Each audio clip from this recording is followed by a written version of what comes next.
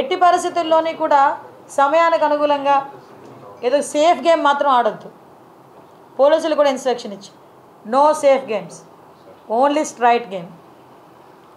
ఎట్టి పరిస్థితుల్లోని 3 నెలల్లో మార్పు తీసుకొస్తాం. 3 నెలలు టైం ఇచ్చా.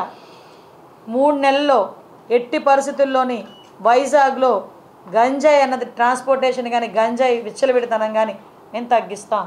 నాకు చాలా కాన్ఫిడెన్స్ ఉంది. డెఫినెట్గా ఆ రకంగానే పనిచేస్తాం.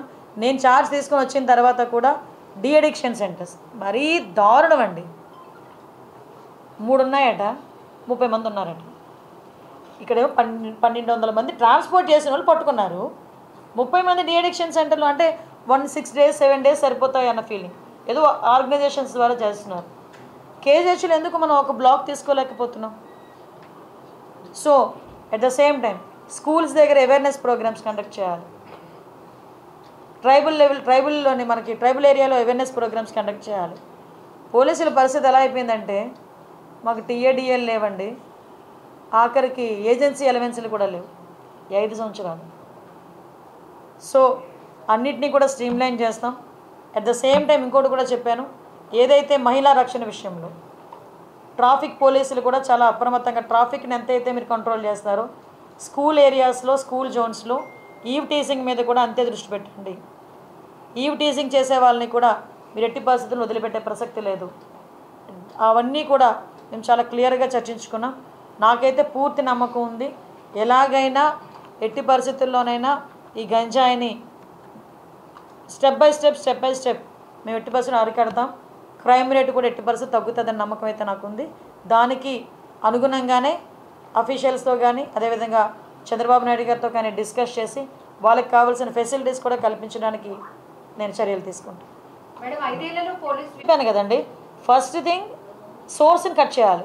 సోర్స్ని కట్ చేయాలంటే ఆల్రెడీ వీళ్ళు శాటిలైట్ వ్యూస్ తీసుకుంటున్నారు డ్రోన్స్ పెట్టి. ఎక్కడైతే ఉందో ఆ డ్రోన్లో ఏదైతే మన పెస్టిసైడ్ ఏదైతే ఉందో, ఆ పువ్వు చచ్చిపోయే పెస్టిసైడ్ ఏదైతే ఉందో దాన్ని కూడా పిచికారీ చేసే పరిస్థితి, అది కూడా దాంట్లోని మనం ఎంతో కొంత దాన్ని అక్కడ స్టాప్ చేయడం. మనకి ఇక్కడ లేకపోయినా ఒరిస్సా నుంచి వాటి నుంచి వస్తుంది. సో ఒరిస్సా గవర్నమెంట్కి కూడా యాజ్ ఏ హోమ్ మినిస్టర్ నేను ఒక లెటర్ కూడా పెడతాను, అక్కడ పోలీస్ డిపార్ట్మెంట్ వాళ్ళని సహకరించమని, వీలైతే వాళ్ళకి మనకి ఒక కోఆర్డినేషన్ కలిపి ఒక మీటింగ్ పెట్టమని, అక్కడ నుంచి కూడా సరఫరా స్టాప్ చేయడానికి. తీరా ఇక్కడికి వచ్చిన తర్వాత సరఫరా కూడా జరిగేటప్పుడు వ్యాన్స్ కంటైనర్స్ తీసుకెళ్ళిపోతున్నారండి. వీళ్ళు ఎంత టెక్నాలజీ యూజ్ చేస్తున్నారంటే ఆ స్మెల్ కూడా రాకుండా ఆ ప్యాకింగ్ కూడా చాలా డిఫరెంట్గా చేస్తారట ప్యాకింగ్ కూడా.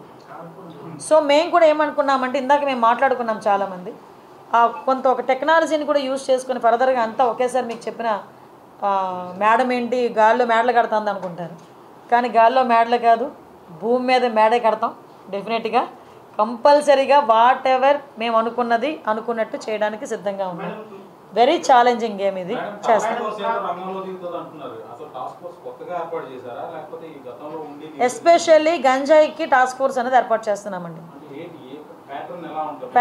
ప్యాటర్న్ ఏంటంటే ఇప్పుడు ఆల్రెడీ ఇప్పుడు మనకి నైట్ అయ్యేసరికి చాలామంది ఈ గుంపులుగా చేరటాలు గంజాయి తీసుకోవడాలు రోడ్ల మీద నేను చాలా సందర్భాల్లో చూశాను. ఎక్కువ నేను పాయకరపేట నుంచి వచ్చేటప్పుడు కానీ జర్నీస్ చేసేటప్పుడు కానీ చూసుకుంటే ఒక చిన్న గట్ల మీద గ్రూప్ ఆఫ్ పీపుల్ కూర్చోవటం, ఆ వచ్చే వెహికల్స్ని ఆపడం, చైన్ స్నాచింగ్స్ ఇవన్నీ కూడా చాలా ఎక్కువగా జరుగుతున్నాయి. సో సిటీ సరౌండింగ్స్ అంతా కూడా ఆ అలర్ట్నెస్ అనేది క్రియేట్ చేయాలి ఫస్ట్. అంటే ఈ గుంపులుగా కూర్చొని రోడ్ల మీద కూర్చొని గంజాయి తాగేది, రోడ్ల మీద వాళ్ళు వీరంగం చేసేది, రోడ్ల మీద వెళ్ళే ప్యాసింజర్స్ని ఆపేది, ముందు అలాంటివన్నీ కొంచెం ఉన్నవి కంట్రోల్ అవ్వాలి. దానికి కంట్రోల్ అవ్వడానికి ముందు టాస్క్ ఫోర్స్ అనేది పనిచేస్తుంది.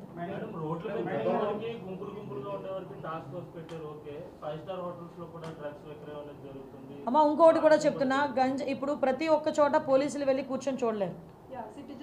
ఎస్, నేను అది సిటిజన్ పార్టిసిపేషన్కి కూడా నేను ఇంకొకటి కూడా మేము మాట్లాడుకున్నాం. ఎవరైతే గంజాయి విషయంలో ఇన్ఫర్మేషన్ ఇస్తారో వాళ్ళకి ప్రైజ్ మనీస్ కూడా మేము ప్రకటించడానికి కూడా సిద్ధమే. Yes, exactly. మీకు వీలైతే టోల్ ఫ్రీ నెంబర్ కూడా ఇమీడియట్గా మీకు ఒక 10 daysలోనే, అంటే నీ ఛార్జ్ తీసుకుని 1 week 10 days కూడా అవసరం లేదు, నాకు 1 weekలోనే ఒక టోల్ ఫ్రీ నెంబర్ చెప్తాం. ఎవరైనా ఇన్ఫామ్ చేసింది కరెక్ట్ అయితే కనుక ఇన్ఫామ్ చేసిన వాళ్ళకి గోప్యంగా ఉంచుతాం, వాళ్ళని బహిర్గతం చేయం. టాస్క్ ఫోర్స్లో డబ్బులు జనరేట్ చేసుకుంటే మనం దోచేసుకోవాలనే ఆలోచన ఉన్నవాడికి అయితే డబ్బులు జనరేట్ చేయలేడు, కానీ డబ్బులు జనరేట్ చేసి మంచి చేయాలనుకున్నవాడు ఎలాగైనా జనరేట్ చేయగలడు. చాలా సోర్సెస్ ఉన్నాయి.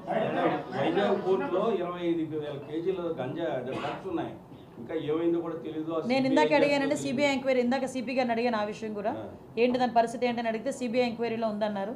నేను ఒకసారి అది కూడా తెప్పించుకుంటాను.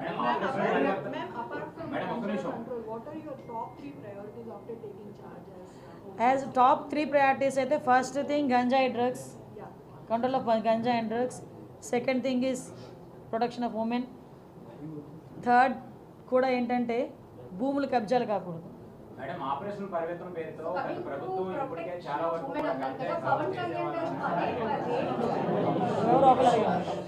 చెప్పమ్మా కన్నా.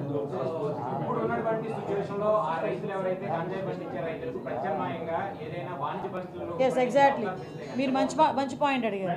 యాక్చువల్గా ఒక నిమిషం విజయ్,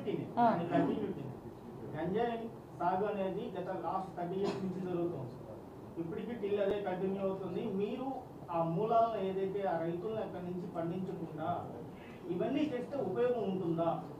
అంటే ఒకటేంటంటే ఒకటి భయం క్రియేట్ అవ్వాలి, 2 వాళ్ళకి లైవ్లీహుడ్ కావాలి. ఈరోజు గంజాయి ఎందుకు పండిస్తున్నారు? వాళ్ళు గిరిజనులు, అందరూ కూడా అమాయకులు. వాళ్ళు గిరిజనుల చేత పండిస్తున్నారు. వాళ్ళు కొంతమంది పెట్టుబడి పెడుతున్నారు, వెళ్ళి ఎకరాకి 1,00,000 ఇస్తాను, ఎకరాకి 2 లక్షలు ఇస్తాను అని వాళ్ళకి చేత పండిస్తున్నారు. ఆ తాలూకా దాని రెస్పాన్సిబిలిటీ అంతా పాపం ఆ గిరిజనులు భరిస్తున్నారు. రేపు పొద్దున్న ఎవరైతే పెట్టుబడి పెట్టాడో వాడు దొరకడు. మనకు ఎవడు దొరుకుతాడో, అక్కడ ఎవడైతే పండిస్తున్నాడో వాడు దొరుకుతాడు పోలీసులు వెళ్తే. సో అటువంటి సిచ్యువేషన్స్లో వాళ్ళకి మనం కొంచెం మోటివేట్ చేయాలి.